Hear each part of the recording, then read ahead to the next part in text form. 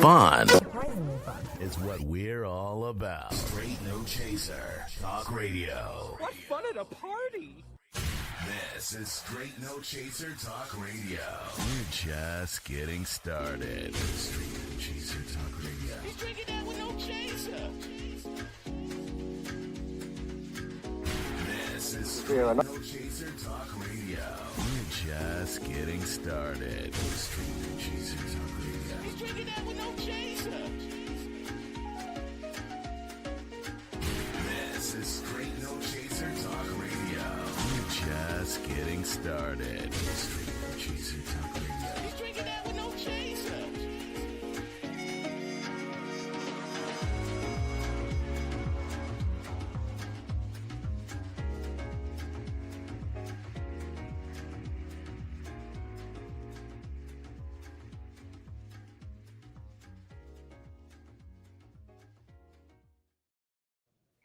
Well, good evening, everyone. Once again, welcome to another episode of Straight No Chaser, where we never dilute the issues, we only serve the hard stuff. It's your boy B, and tonight we are happy to have a very special guest tonight because we want to talk about a very serious topic. And tonight we're going to talk about the war on drugs. I know we've all heard about it, read about it, seen it on either cops or we've seen it on the nightly news, but we're going to talk a little bit about the war on drugs and pretty much want to try to answer the question, is it a lost battle? And of course, tonight we have with us a very talented individual, a very credentialed individual, and that's a Professor Keith Adkins from Bowie State University. Good evening. How you doing? How you doing, Professor Adkins? Thanks. Studio audience is loving you, man. Hold on. I think they're going to their feet. That'll be a first. and of course, in all seriousness, Professor Adkins, not only is he quite a force at Bowie State University in their criminal justice program, but he's also a retired DEA agent with nearly 30 years of experience on the street. And so I'm going to let him talk a little bit about his credentials as we move forward. But again, we just wanted to tell you that these are topics that we can never get out of our discussions and get out of our brains because we've been fighting, or they've been fighting, or whoever you think about has been fighting the war on drugs for a whole lot of years. And pretty much one year it's one thing and another year it's another thing. So we're just trying to figure out, where we are and what it's all about. But before we go any further, Professor Adkins, kind of tell us a little bit about yourself. Sure. You sure they want to hear about it? Absolutely. We want to know, man. I'm Keith Adkins. Pleasure to meet you guys. I was born and raised in the state of New Jersey, and I started my career in law enforcement around the beginning of the 1980s. And I spent an entirety of almost 30 years in the field of law enforcement, 25 with the Drug Enforcement Administration. And I saw a lot of different things in those 25 to 30 years. And but after I stopped working and went into teaching college, I think my mindset had a tendency to start changing once I left the field of law enforcement and got into the field of education. I joined in the 80s when it was at the height of crack cocaine and an extremely insidious drug, and my indoctrination into the field of law enforcement was just that. So I believe that served a definite purpose in my life and other people's lives to play a part in drug law enforcement. But now I teach at the college level, and now I have to teach young people the value of understanding not only drug law enforcement, but what drugs actually do and the history behind it, the mindset behind it, and also as much of the truth as I can possibly espouse, because when I was in the field, that's all I saw was drug law enforcement and doing my job. But as my career went on towards the latter part of my career, I started to see this substance abuse issue for what it was worth, and it was a completely different education. Sure, and Professor Adkins, one of the things that you keep seeing as they talk about the war on drugs, you often see the same communities represented. And that's one of the things I wanted to talk to you about also. But before we even go there, What is the war on drugs? If you could, particularly, you were fortunate enough to have served with the DEA, and so I know you saw a totally different perspective than even what I saw on the streets of Prince George's County as a police officer. So, what was the war on drugs as you saw it from a federal agent's perspective? Well, when I came on in the 80s, crack cocaine was at its height. And I'm from northern New Jersey. I grew up 5 minutes outside of New York City. So I worked my first 10 years in New York City, in New York Field Division. And I was right in the middle of the crack cocaine epidemic, if you may.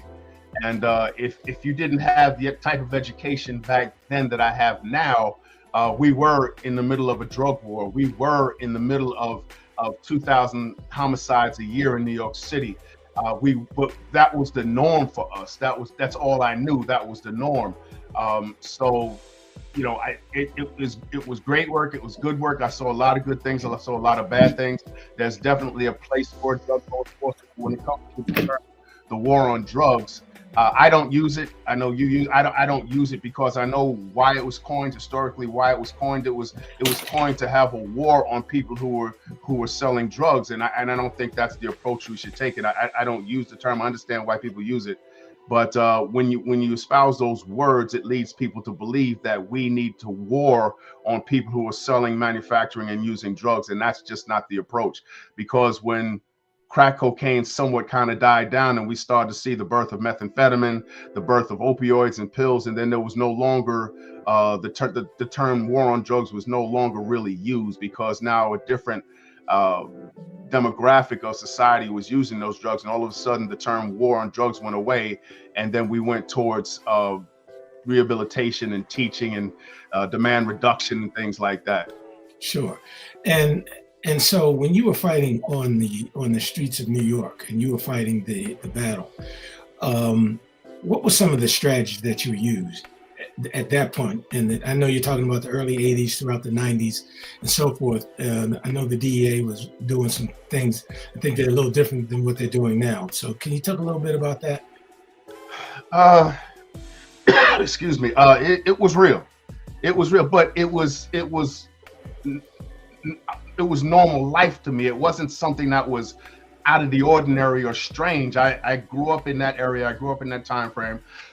Excuse me. And crack, yes, obviously was an extremely insidious drug, but it was just, I looked at it as my job. And when I did my job, I looked at getting crack cocaine dealers, heroin dealers off the street as being noble. But the streets were full of violence, but it's all I knew at the time. It was the norm for me. So the way I looked at it then is differently than the way I look at it now. But drug law enforcement in New York City in the 80s was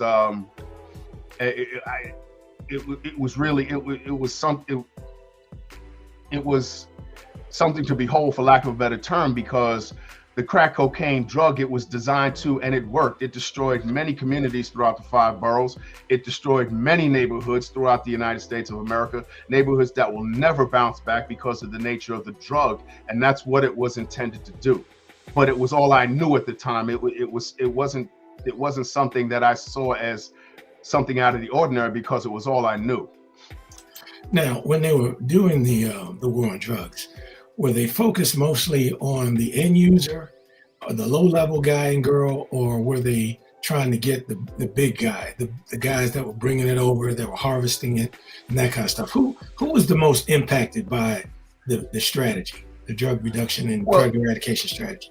It was geared at all of the above, all of those that you mentioned. It was geared at all of the above, but being that there's more local law enforcement than there is federal's jurisdiction and job is to go after the higher end dealer. Federal law enforcement is to go after the dealer overseas, the source of supply overseas. Your more local law enforcement, I worked a lot of cases with NYPD, but their focus and mission was a little bit different because of budgetary constraints, because of jurisdiction. So they had the tendency to go more after the person on the corner, the people in the neighborhood, the user. That wasn't our goal, but that was their goal because they're a smaller agency. So we went after all of the above, but that wasn't my goal. My goal was to find out who the manufacturers, the distributors were on a larger scale basis, which gave you a different perspective as to what was really going on. But that crack cocaine in the 80s in New York City was extremely insidious. It was violent. New York City was seeing over 2,000 murders a year. Neighborhoods were being destroyed, families were being destroyed, babies were being sold. So whatever it is that you hear and see was what was really going on. But it was all I knew. So I won't. So it was somewhat the norm to me. I wasn't shocked by it. It's not like I'm going from 2024 back to 1987 or 1985. It's all I knew at the time. I was 25 years old, and that was just normal life to me. Sure. The homicides, the murders, they were through the roof. Right. Yeah. And we were experiencing the same thing in the Washington, D.C. area, and, up and down the East Coast from Miami to Maine. They were seeing those types of tragic statistics. And, during your time out on the street, what strategy, in your opinion, worked the best? And which one do you feel was just like a total waste of time?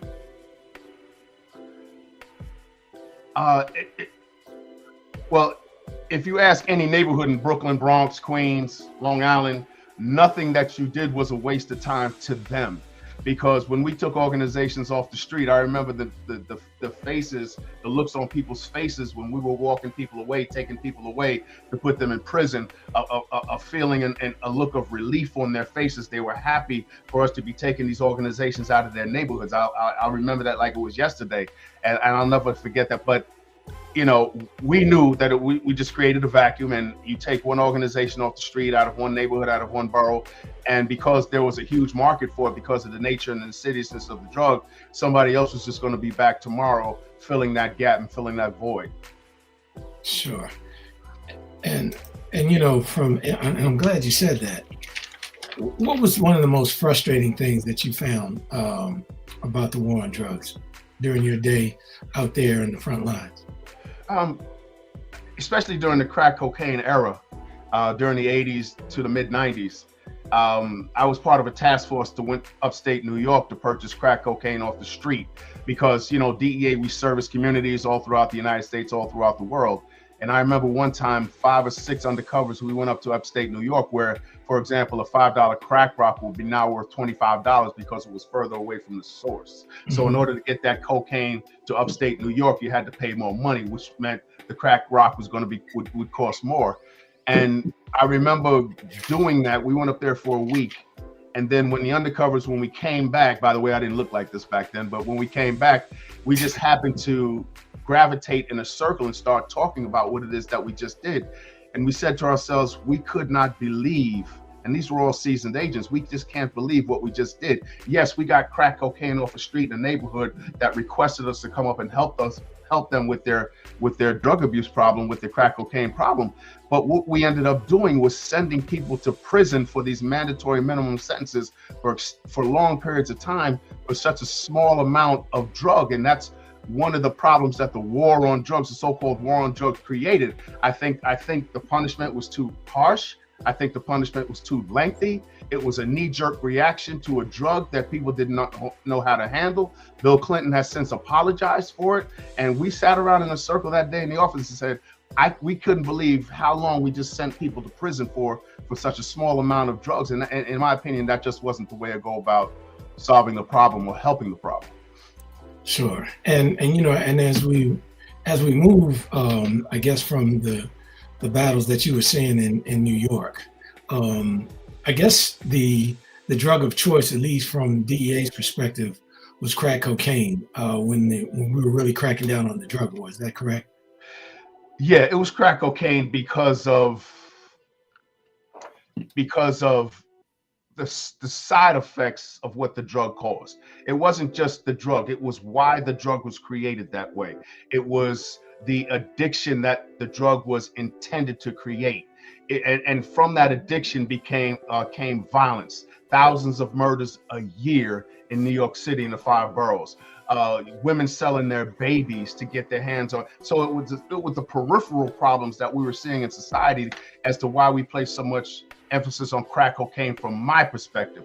Now, from others' perspective, was it about just them locking them up and sending them to prison for extended period of times? Maybe it was, but it was the whole gamut. And once again, I was young in the game. I was in my mid-20s. I was not as aware as I am now. I thought I was just doing my job. I did see the things that crack cocaine were doing to neighborhoods, doing to young people, the addiction, the money it was causing, the violence it was bringing for territories in all 5 boroughs, for corners, for neighborhoods. I saw that firsthand as a young man. But I think in 2020, we need to revisit that and go about problems like that in a different way. We're having an opioid crisis now, and I know why that happened, but we have a tendency to start dealing with things like that a little bit differently. Well, and I'm glad that you kind of gave us a nice segue. So let's fast forward a little bit to today. So when you're looking at the drug challenges now, or the narcotics challenges now, what is the narcotic of choice, or what are the narcotics of choice?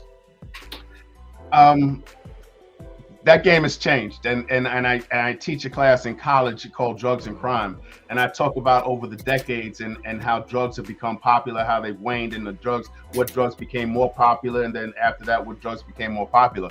But because of today in 2024, as we speak, because of a drug called OxyContin that was created, I believe, 1995 by the Sackler family of Purdue Farm in Stamford, Connecticut. It was created for a specific reason, a legitimate, specific reason. But because of greed and because of what their intent was after the drugs started to become marketed, we started to see a narcotic analgesic addiction problem like we never saw before. It was marketed the wrong way, out of greed to make more money, and because of the nature of the drug, and because of the nature of the drug and the nature of addiction, it bled into more of a uptick in heroin, because eventually people couldn't afford OxyContin anymore because of the amount of money it costs on the street. But even though they still had an addiction to narcotic analgesics, they gravitated toward OxyContin that they couldn't afford anymore to heroin. And then we started to see South American heroin instead of Chinese heroin, because the South Americans were saying, well, especially on the East Coast where 3/4 of the people in this country live. So if you're going to sell a product, you want to gear it towards the East Coast, because 3/4 of the people who live in this country live on the East Coast. So the Colombians, who were already manufacturing cocaine, said we need to get in on the heroin game because there's a lot more money to be made. And now that there is people on the East Coast that now addicts that now need this, they went into the heroin game and changed it forever in the 90s. Because now there was a market for it because of OxyContin. That was a drug, a fantastic drug that was created for long-term pain relief, but it was marketed towards short-term pain relief. And the Sackler family from the very beginning intentionally marketed that drug the way it wasn't supposed to be marketed. And we saw a problem that we've yet to see stop. And now we're seeing fentanyl on the street, which is taking the place of not just OxyContin and heroin, but because there's such a big addiction problem on the streets in the United States when it comes to narcotics, fentanyl is cheaper. It's cheaper to manufacture, and now it's taking the place of heroin. So we're just going from one drug to another, but there's an illicit purpose behind all of it, and it's all about marketing. Because the addicts, the audience, the users are already there. Now it's about making more money and spending less money. Wow. So talk a little bit about what some of the strategies are. Let's sort of break them out, because I know right now everyone is talking about fentanyl, and if I'm pronouncing it correctly. And then, we've had some high profile deaths, some high-profile Hollywood celebrities have succumbed to fentanyl, and as well as Joe and Jane Citizen in rural and urban America. What is the fentanyl reduction or eradication strategy, as you're aware of it? Well, there's legitimate fentanyl, and then there's illicit fentanyl. Okay. The legitimate fentanyl is only used in hospital settings, and for anybody who's ever gone some type of operation, some type of procedure like that inside of a hospital, they might have been prescribed fentanyl for pain relief. Sure. But that's the legitimate fentanyl, like Duragesic patches or fentanyl pops, or fentanyl in an IV for people who are undergoing surgeries. That's legitimate fentanyl. But now, because the heroin market was already established, somebody came up with the bright idea of manufacturing illicit fentanyl, which comes in powder form and comes from the countries of India, China, and Mexico. Okay, so this is the most insidious drug I've ever seen because it's 50 times more powerful than heroin. It's so much more powerful than heroin. If you put an amount of fentanyl on the tip of this pencil, it would be enough to kill somebody. Wow. That's how powerful. So now you have less of a product that is now just as powerful as heroin. And now you're going to make, because it's all about making money. So now the profits are going to be larger. So when we started to see the influx of fentanyl, I said, you know, I had seen fentanyl a couple of decades ago, here and there in the United States of America, but it kind of went away. But then maybe 10, 15 years ago, we started to see it coming on a regular basis, starting to be manufactured overseas, and starting to be imported into the United States on a regular basis, because China and India, they have access to the precursors that go into manufacturing fentanyl, and then they'll take those precursors, send them to Mexico, where they finalize the finished product. And then it's, you know, brought over the border into the United States, because we have a heroin issue and a heroin problem. But now a lot of the junkies, a lot of the people who are drug abusers are seeking fentanyl and just fentanyl. And I never thought I'd see the day where that happened, but fentanyl is extremely powerful, extremely addictive, and you could easily overdose from it easily, accidentally. But it's what the market is calling for now, because heroin manufacturers did that intentionally, because there's a market, and whenever there's a market, there's going to be somebody who's going to look to fill it. Okay. Now, when you talk about fentanyl, is it so potent that even the folks that are preparing it are passing away as well? I don't know if they're passing away, but they have to be. You know, when you're manufacturing cocaine, you're manufacturing heroin. You don't need the protection that you need when you're manufacturing fentanyl, because if you just breathe it in, you could overdose and die. Wow. If you breathe it into some form of mucous membrane, your mouth, your nose, your eyes, you could overdose and die. That's how powerful it is. Like I said, the amount of fentanyl that would fill the tip of this pencil is enough to get somebody high. And so when they're manufacturing the fentanyl and they're adulterating it or mixing it with non-potent, you know, we call that cut, they have to be very careful. They can't overdo it, because the user can and will overdose very easily. That's how powerful it is. It's like 50 times more powerful than heroin. Wow. And 100 times more powerful than morphine. Wow. That's scary. You know, I have to, you kind of lighting up the boards here, Professor Adkins. So I just wanted to share a comment from Stacy. She, you know, earlier we talked about the they, and she was saying whoever they is should not be allowed to advertise alcohol anymore, just like the tobacco companies. I know we kind of talked about, you know, the advertisement and the greed aspect of it earlier, but I just wanted to share that with you. And then also we have Mr. Lee listening to us from the East Coast. And also I just wanted to take a quick second to shout out his wife, Sheila. It's her birthday today. So we just want to tell her happy birthday and thank you for listening. Phil is always listening. In fact, he is one of the community activists back in the Largo area that has a ton of programs that are designed to discourage young people from getting engaged in narcotics activities. And when they do kind of venture off, he has a program back in the Largo Kettering area that requires them to spend their weekends, you know, kind of learning why they should go in another direction. So just wanted to say thanks to Phil for listening as always. But one of the other things I wanted to ask you about, Professor Adkins, is what group of people, what segment of the community rather, is being the most impacted by the fentanyl crisis right now? All of the above. Okay. All of the above. I remember in the 90s when we started to see our first influx of South American heroin into New York City, because, you know, the South America was primarily known for cocaine distribution, manufacturing distribution.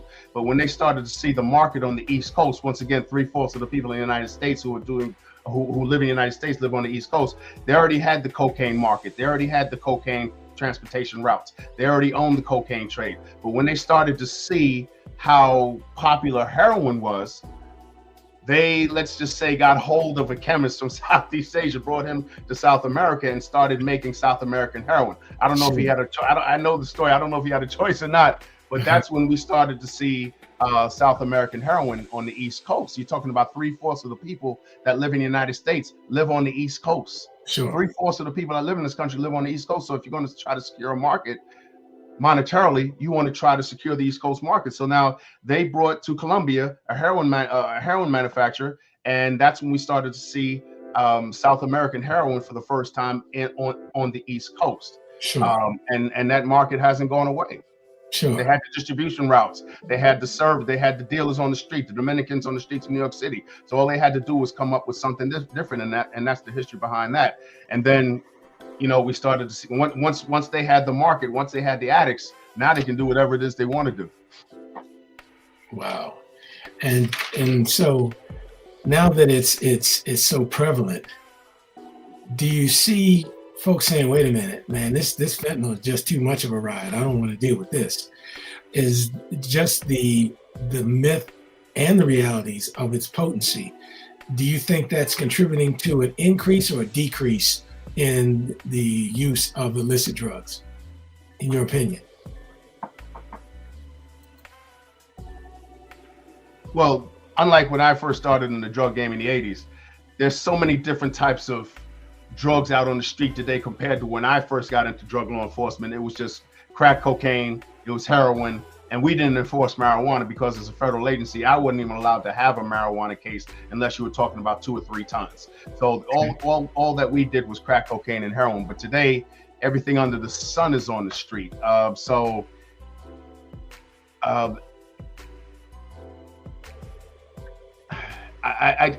just think the one way we're going to combat this problem is what we've been doing for a couple of decades now, and that's through education. That's through education, awareness, and telling people and letting people know what it is that these drugs actually do. I don't think that answered your question. If you want to ask me that once again, because I got off on a tangent, you can ask me that. It's okay. No, I was just asking you, now that the street version and the news version of how dangerous fentanyl is, do you think that is contributing to a decrease in the use of illicit drugs, or an increase? Because people are like, oh man, I have to try that. What's going on? Yeah, let me give that a shot. Well, I do know some people, let's just say, I think we all do, who deal dope. Sure. And in my circles, I don't think I could avoid that, especially being in drug law enforcement. And some of the guys who do that, they say, Keith, that's all that addicts want now in Baltimore is fentanyl. That's all they want is fentanyl. Wow. The market's been created, and once a market's been created, there's no turning back. And in cities like Baltimore, I worked in Philadelphia, I worked in New York, I worked in Baltimore, I worked in Virginia, where there's a high percentage of African Americans, where there's a high percentage of neighborhoods where things like heroin are funneled into for a particular reason. I don't think it matters whether it's heroin or fentanyl. Because once you have the addict population, once you have the market, all you need to do is fill it. Wow. And it's unfortunate that because it is such a potent drug that folks want to continue to use it. You know what I mean? That just seems to defy logic in my pea brain. But maybe that's just the mindset of an addict, though. That's just the mindset of an addict, especially someone who's addicted to a narcotic like heroin or fentanyl or any other thing that goes into that drug category. OxyContin, Percocet, those are all under the same drug category and can be commingled or cross-tolerated if you have that type of addiction. You could use any of those drugs to overcome the fact that you may be getting ready to withdraw, because they all are in the same drug category. Some come from opium, some are man-made. But the bottom line, they all have the same effect on the central nervous system and the brain, and they will use OxyContin if they can't get their hands on heroin. They'll use fentanyl if they can't get their hands on OxyContin. So it's all the same thing in terms of the effects that it has on the central nervous system and the body. Wow. But in terms of fentanyl, I never thought I'd see this day. I remember once again back in drug law enforcement when I was a younger person, we did see some incidences of fentanyl on the streets. I didn't know what it was at the time, but it came and went. It went away, but now it's here. It's here for good, because it's all about establishing a market. It's all about establishing a market. Now, the DEA has gone to China and asked them to schedule and to make a lot of the precursors that go into fentanyl, making them illegal, making them scheduled like we have scheduled drugs here in the United States. And Sure. they did do that, but it's still not going to stop people from wanting to make money illegally. So we've done that, but I don't know the amount of fentanyl that's being sold on the street compared to 5 years ago, 10 years ago, but I know it's in the same drug category as heroin. And if you are a heroin addict, you can use fentanyl. If you use fentanyl, you can use heroin, so as not to withdraw. It's in the same drug category. So that's the dilemma that we face. Wow. And you know, one of the other interesting things is there, even though the lethality of fentanyl is well documented, it seems that there is a different there's a different enforcement strategy. You know, when you and I were on the streets, we were dealing with PCP, crack cocaine, and the like. You know, and pretty much the strategy was, let's get in, lock them up, do what we have to do, evictions, remember all those fist properties, you know, all those things that were part of that strategy at that moment. What's the difference between then and now in terms of the mindset? Because we certainly have the lethality, we certainly have the demand, and I'm sure there is a level of violence associated with, with this drug, with fentanyl and with opioids. So what's the difference in the strategies now? I don't believe the strategies have changed. We're doing a lot more educating. We're doing a lot more with the communities. We're doing a lot more with what we call demand reduction, which I did for about 5 years with the DEA before I retired, educating the public on these substances. We're doing a lot more in the schools on educating young kids about the dangers of drugs. So we're getting boots on the ground more in the neighborhood today than we ever did before. Yes, when we were in law enforcement, it was our job to break down and dismantle these organizations, and there's a place for that. There will always be a place for that. But I think we need to ramp up education, and we've been doing that. I think we need to do it more, because the bottom line is most people don't do drugs. There are 400 million people in this country, and most people in this country don't do drugs. That's the truth. That's the bottom line.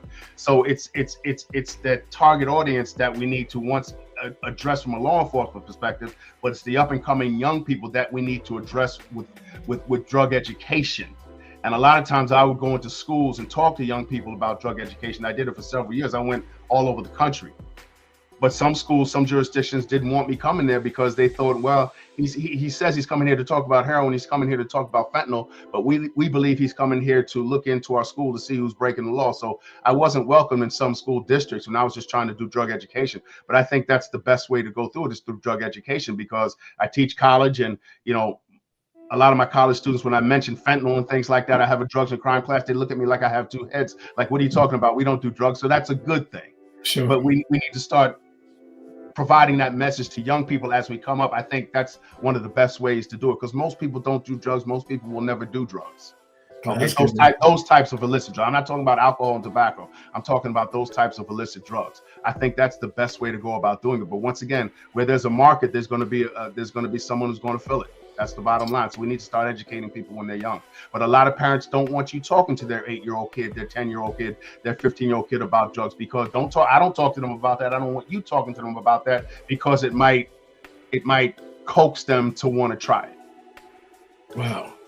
And that's, I guess that's a matter of opinion, and certainly you have to respect the wishes of the parents, but certainly I would rather have someone telling my kids and about, hey, here's some alternatives, here's some things you don't want to do, as opposed to little Mike standing in the hallway with a handful of dope, saying, hey man, you might want to try this. You know what I mean? Because what do young kids like to do? They like to experiment. Exactly. They love to experiment with the unknown. Exactly. But you got to start with alcohol and cigarettes. You got to start with, because that's where a lot of times it starts. But now, today in 2024, we call them gateway drugs. Now one of the gateway drugs are pills. I never thought I'd see that day, but it's been that way for 10 years or so. But now one of the gateway drugs, one of the first drugs that people will experiment with at a young age are pills, pharmaceutical pills. And when you purchase pharmaceutical pills off the street today, you think you might be purchasing OxyContin or Percocet or Vicodin, and you're actually purchasing fentanyl. That's the way that game has changed. When you purchase pill off the streets, you don't know what you're getting. Wow. And all those people are trying to do is create a market. They're just trying to establish and create a market. And when you want to create a market, you target young people. The average age of first-time drug abuse in this country, the average age of first-time drug use is 11 years old. Wow. That's when the brain is still forming. That's when people are experimenting. They're curious. Let me give this a shot. And all of a sudden, now you have a new customer. Wow. Well, let me ask you this, Professor Adkins. What is the most frustrating thing that you have seen in your over 30 years of investigating and teaching about and enforcing the drug laws of the United States? What has been one of the most frustrating things that you saw when you were on the street? And what do you find most frustrating now that you are more in a collegiate education role as opposed to what you were doing with DEA?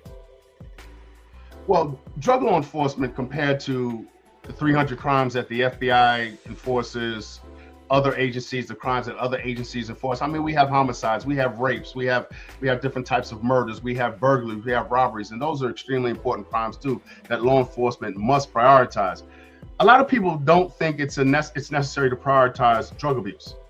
They think that that's not that bad. We're not going to invest in that. It's just drug abuse. People are going to. So one of the things was the frustration of the mindset of people. But when it came to that, but I think it's the lack of knowledge and the lack of wanting to have knowledge and the lack of wanting to address it, because once again, most people don't do drugs. Most people don't want to do drugs. And I think we can really get a handle on this if we put a little bit more emphasis on it. But we also have to, for the people who are breaking these laws in cities like New York and Philadelphia and Baltimore, where drug dealers get arrested for the 30th time and they're still on the street, what kind of message is that sending? Sure. Because nobody cares about it until it affects them or their family. Nobody cares about it until it affects them and their family. But I've seen it before. I've worked in Baltimore. I've worked in Philadelphia. I've worked in New York. I've worked in Virginia. And I've seen people still on the street, like you and I, who have committed 20, 30 crimes and are still on the street. And I think that's just a bad message to send. That's a bad message to send to anybody. Sure. And what are some of the more promising things that you've seen over the years that make you think, you know what, maybe at some point we'll be okay? Well, I thought at one time when I started to see where the shift was changing to pills. Sure. I never thought I'd see that. Okay. But knowing what I know about pills now, I see why users gravitated towards that. Mm-hmm. But when I saw that supposedly when people were gravitating away from cocaine and crack cocaine and possibly gravitating away from Southeast Asian, Southwest Asian heroin and starting to take pills, I was like, oh, we might be in a good place. Okay. We might be in a good place, because if we could just do the education on the pills, then maybe, just maybe, we can start to see this issue wane. But the pills that they were taking were the same thing as heroin.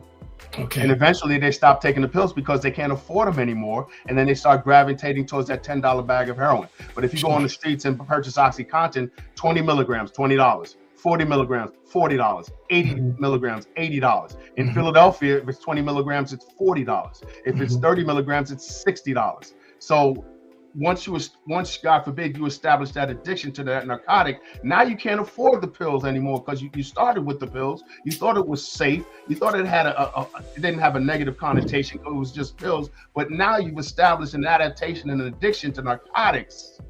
And now, since you don't have the money anymore for that $80 tablet, now you go back to doing heroin for $10 a bag. And that's how that circle goes. It's insidious, but that's just the nature of substance abuse and the effect that it has on the central nervous system. What do I like about it? I thought we were in a good place when we started to see in the 90s people gravitating towards pills, and we had to come up with laws dealing with that. But now that this fentanyl is out on the market, it just goes to show you, man, people just aren't willing to stop, because Sure. if there's a market, there's going to be a product. If there's a market, there's going to be a product. But I think, thankfully, in my humble opinion, the market, I won't say it's shrinking because I don't know, but the amount of people that abuse illicit drugs, I'll call them illicit drugs, in this country, I think it's a very small amount of people. We have 400 million people in this country. And I think the last time I did research, we have about 20,000 reported addicts in this country, which is 20,000 too much, but you're never going to do away with substance abuse because that's part of human nature. It's part of human nature to want to get high. It's part of human nature to want to get drunk. I've seen studies at Johns Hopkins hospitals where they've had mice, they've had rats, and they had the rat had access to a door where there was food. The rat had access to a door where he could have sex. The rat had access to a door where they could use drugs, and they chose the drug door every single time. That's how reinforcing central nervous system drugs are on the brain. So we're never going to combat that. We're never going to completely combat it, but I think we can get a good handle on it through education and putting emphasis on it. Wow. And I guess the $10,000 question, Professor Atkins, is, you know, is the war on drugs working? First of all, I like we mentioned before, I hate the term war on drugs because of why it was created. I hate the term. Is it working? I'll say yeah. Okay. Yeah. And the reason why I say yeah is because I think most people get the message. But when we talk about the war on drugs, we never include alcohol and cigarettes. We never include alcohol and cigarettes. And alcohol and cigarettes kill more people annually than all those other drugs combined. We lose about 70,000 people a year to fentanyl. We lose about 70,000 people a year, but we lose about 500,000 people every year to alcohol and cigarettes, but nobody wants to talk about that. And that's because of the manufacturers and distributors of alcohol and cigarettes. They're white. And that's just the way that is. You know, so no, it's legal, it's accepted, but those drugs kill more people than anything else, to include murders, to include different types of homicides, to include fires, to include car accidents. You put all of those in one big bowl, and cigarettes and alcohol kill more people than all of those other things combined, but nobody wants to talk about that. Wow. And let me just very quickly touch on that very quickly. When you look at the legalization of marijuana, in your opinion, has that created more addictive tendencies, or is it sort of staying in the recreational zone?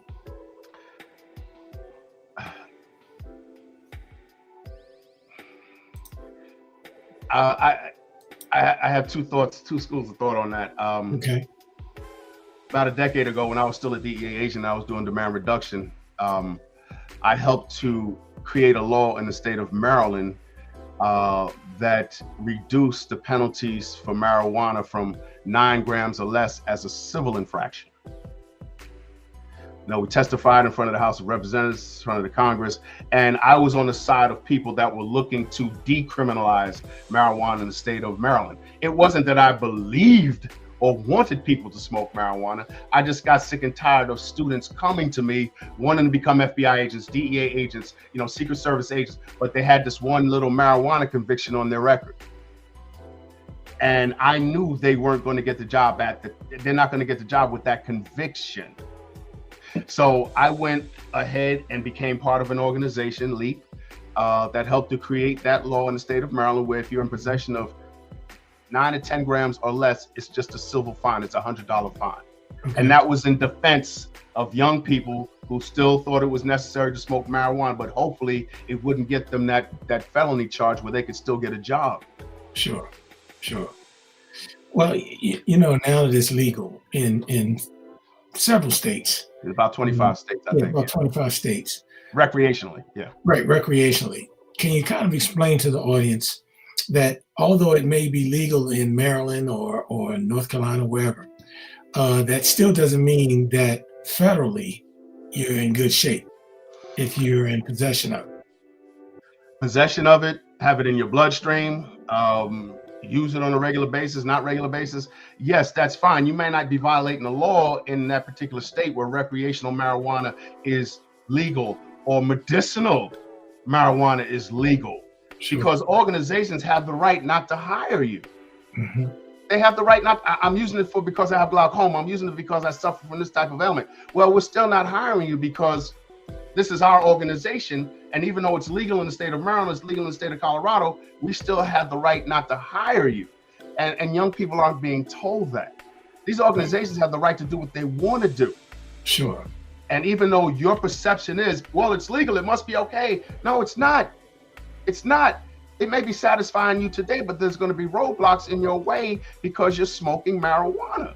And federally, it's still Schedule 1, which means it's completely illegal. Mm-hmm. Now, in different states, they've made it into medicine. They've made it, they decriminalized like we did in Maryland. They've made it completely recreational and legal in other states. But that's for your that only deals with your own personal consumption. When you try to go and get a job, that job can tell you, I don't care if it is legal here, you're not getting the job. But our young people need to know that, because I do have a bunch of college students who tell me, Professor Adkins, I got to wait another 6 months. I got to wait another year to get the job because I popped positive for marijuana. When I took the polygraph test, it came out that I used marijuana, and now I can't get the job. Well, these young kids need to know that. It's I know, like alcohol, like cigarettes, like other types of prescription drugs, people like it because they like it, and I get it. But you have to understand the roadblocks that you might face for something that you're smoking or eating or whatever it may be because you like it. Sure. There's going to be roadblocks in the way. That's just the way that is. And who is that hurting more? We're only 12% of the population in this country. Who do you think that's hurting more? Sure. Who do you think is going to feel the ill effects of that even more? It's going to be us. It's going to be African Americans. It's going to be Hispanics, because we're the ones that's going to face the wrath for that. Sure. Do you see a point in time where the hiring standards are going to be relaxed to reflect the fact that a lot of states are legalizing marijuana now, and possibly other drugs in the future? It has been relaxed. And I was shocked. I was super shocked, because I bring DEA agents, I bring federal organizations to Bowie State University to talk to the students. We have career fairs, and I did not realize until recently how the hiring standards have been laxed.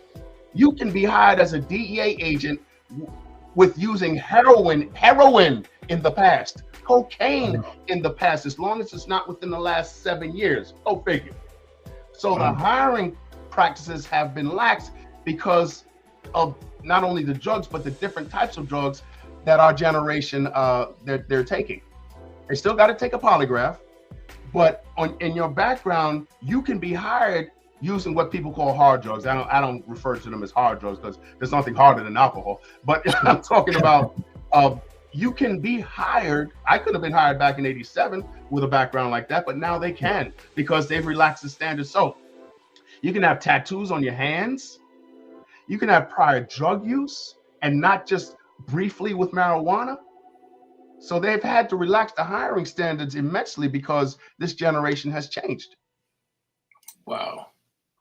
Yeah, that's something, Back when you and I were younger, all we knew was alcohol, cigarettes, marijuana, cocaine. That's it. That's all we knew. Those are your choices. That's all we knew. Now you have designer drugs and all kind of wonderful things, whatever your taste is. Yep. That you can choose from. Everything and anything under the sun. Wow. Well, you know what, Professor, I certainly appreciate you taking the time to school us, and Dr. T and Sophisticated Shannon, they missed some good information tonight. So I'm not even going to. I'm gonna be stingy. I'm not even going to share it with them. They're gonna have to listen like everybody else. But I don't like the fact, when it comes to drug law enforcement, I abhor the fact that our neighborhoods are targeted more than any other neighborhood. I never did like that. And when I was a DEA agent, I used to talk to other African-American agents in the New York Field Division. And we did the type of cases that our confidential informants brought to us. And then we expounded on that. But we got together one day, man, and said, why is it only us that's getting arrested? In New York City, you're talking about 8 million people in the borough of Manhattan alone. We're not talking about the Bronx, Brooklyn, Queens, Long Island, but in the borough of Manhattan alone, there's 8 million people on a daily basis. And why is it that the only people we're going after are African-American people? So we're the ones that's going to suffer the most. Mm-hmm. Whenever something bad happens in society, African-Americans suffer the wrath the most. I don't care what it is. Now, statistically speaking, what are the statistics saying about the use of illicit drugs, the ones that we just talked about, in the African-American community versus the rest of the communities in the country? Well, it depends on the drug. It depends on the drug you're talking about. African-Americans have a tendency to gravitate towards certain drugs. Whites have a tendency to gravitate towards certain drugs. Hispanics have a tendency, from my experience, to gravitate towards all types of drugs. But I've been out of the game for a minute, but I live 20 minutes south of Baltimore, so I still get information fed to me all the time. But it's still the drugs that we've always preferred. It's always the heroin, the cocaine, and the weed. I'm not even going to mention alcohol and cigarettes, but I'm talking about the illicit drugs, heroin, cocaine, and weed. But weed has been made to seem that it's a safe drug because politicians are just trying to get elected. That's the only reason why they're legalizing marijuana, in my humble opinion. I like to kind of see it legalized because it may stop a kid from getting arrested and getting a mark on his record. But this kid also needs to know you're not going to get the job. Even though the marijuana was legal, even though it was recreational, you were well within your right to have it. You can't have it in your car. You can't have it in the street. You can't be smoking in the street. You have to only smoke it in your house. But when you go for that job interview, you're not going to get the job. And nobody tells them that. So it's a market has been created. I know some guys who deal dope and they say, Keith, man, all these addicts want is fentanyl. That's all they want is fentanyl. I never thought I'd see the day when somebody would say that. That's all they want is fentanyl. You know how deadly fentanyl is? You know how extremely toxic and dangerous it is? But that's all the addicts want. That's the mindset of an addict. Sure. I can explain it, I can teach it, but I've never lived it. So that's as far as I can go. But that's the mindset of an addict. No, I don't want heroin. Now give me that fentanyl. That's what we've come to. But I think, like a lot of other things, we'll get past this with the help of other countries and the help of other agencies and the help of education, demand reduction. I'd like to think that we get beyond this because, once again, most people don't do drugs. Sure. Most people don't do drugs. It's a very small population within the United States of people that abuse drugs. So that's a good thing. But I do believe we have to start educating the young. Sure. Continue to educate the young with good, true, valid education and hope for the best. I think that's the best option that we have. All right. Well, we're going to leave it there. Professor Adkins, any parting words for us before we get out of here? I want to thank you for the opportunity. You know, it's almost 10 o'clock past my bedtime here on the East Coast. You just getting started out there. Yeah, but I would love to come back and talk about this to your audience at any time. I've been doing this since 1997, and it's become a passion of mine. But I do think there are several ways that we can go about diffusing, for lack of a better term, this issue and problem. The good thing is that most people don't indulge in this type of behavior. That's the good thing. I know there are a lot of people that would like to see drugs made legal. I don't believe in that. I'm so far from that. I don't believe that drugs should be made legal, but I think we just need to keep up the efforts of educating people in our house, people in our neighborhoods, people in our classrooms, our college classrooms, on the dangers of these drugs. And at the end of the day, they're going to have to make up their minds, but we have to keep the pedal to the metal when it comes to education. Sure. All right. Well, we'll leave it there. And, of course, first and foremost, we certainly appreciate you being here with us. Thank you. Yes, indeed. Thank you. Yeah. Oh, man, you're getting another standing ovation, Doc. I sure would like to talk to some of your audience. I would love to hear what they have to say. I love the question. When I teach college, the thing I love about teaching the most are the questions. I love the questions. Oh, absolutely. I love the questions. Well, so maybe next time we can have an audience where they ask questions. I love it. Yeah, next time we're gonna have the call-in line set up for you. Oh, good, And, great.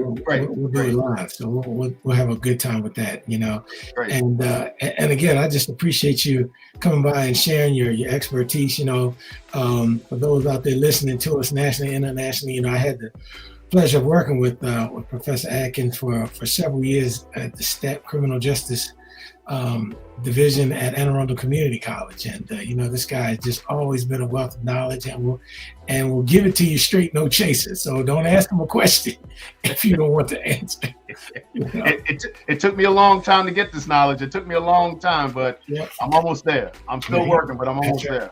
And he's gonna come with it when he brings you the answer. So if you don't necessarily have the heart to hear the answer, sometimes I suggest not asking him the question. But again, Professor Adkins, we really appreciate you joining us tonight, and we hope that some of the information that you passed along, that it'll help somebody some way, somehow. And that's why we do what we do and the way we do it. We only know how to do it one way, and that's to give it to you straight, no chaser, because we never dilute the issues. We only serve the hard stuff. So, Professor Adkins, on behalf of Dr. T and Sophisticated Shannon, we just appreciate you being here. And we certainly appreciate the audience allowing us to bring you another week of interesting guests, but most importantly, allowing us to give it to you straight, no chaser. We'll see you on the next go round. Bye. Good night.